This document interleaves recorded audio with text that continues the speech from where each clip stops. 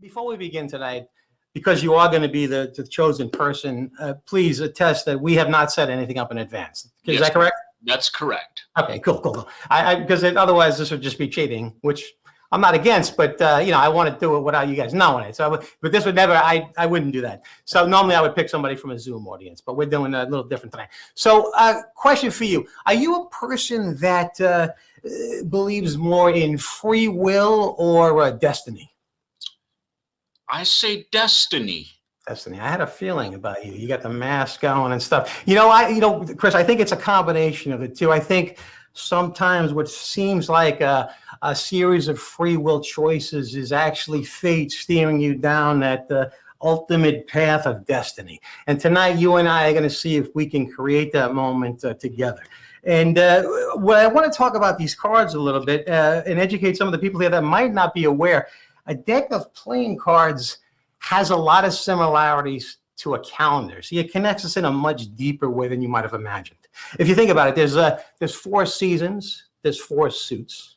There's 12 picture cards in the deck. There's 12 months in a year. There's 52 weeks in a year, 52 cards in the deck. And if you added up all the values of the cards, like ace representing 1, jack 11, queen 12, and king 13, totals 365. It's probably a lot of people weren't aware of that. It really is true. And tonight, you and I are going to see if we can make our paths converge and create destiny. And what I'd like you to do, first of all, and just kind of pop this in your head, keep it to yourself. We have 52 different cards here. I want you, in your mind, to think of a number between 1 and 52. Don't let me know what it is, but let me know when you got the number. Okay, I have it. Perfect. And you can change it later, but I want you to lock something in right now. Now, Chris, I'm going to ask you a few questions. And with that, I am going to, choose a playing card that best represents some of the answers that you respond to tonight. So let's begin by asking you something. If you were to own a boat, yes, what would you name it? What would I need? You want me to tell you? Just say it out loud. Yeah, what would you name it? How about Ducky? Ducky. Okay, all right, that's interesting. Any particular reason why Ducky? It reminds me of Rubber Ducky, a very comforting Sesame Street kind of a thing. Yes. Elmer, Ernie, and Bert. Okay, gotcha. Rubber Ducky. Okay, here's another one for you. And I think you can relate to this, because I think you're that type of guy. If you could obtain one superpower, what would it be and why? Flying. Just a sense of freedom of flying.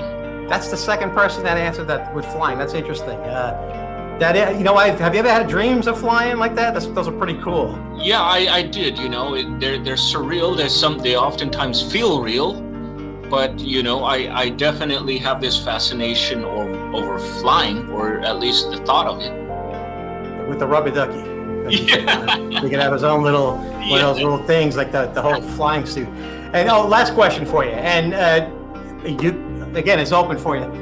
If you could time travel anywhere, where would you go? And why?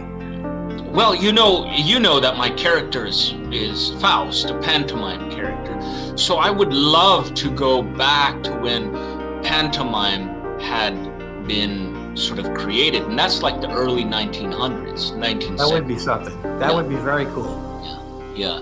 So very interesting. There's so much to learn there, right? And yes. Kind of a different time altogether. Not a lot of people are familiar with, right? Absolutely, you're correct. You know what? I've got a card. It's clear. I'm going to write it down. I'm going to mix these up one more time. These questions helped me out tonight, and as a matter of fact, I'm going to make a prediction. Not really a prediction, but something that represents you, more or less, on this piece of paper. It was clear to me with your answers.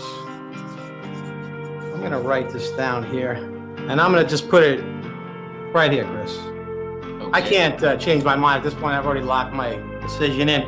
For the very first time, Chris, the number that you selected from 1 to 52, what was that number? Number 7. Number 7. Yes. Now, like, I know you're a magician, right? And tonight we're trying to make a connection.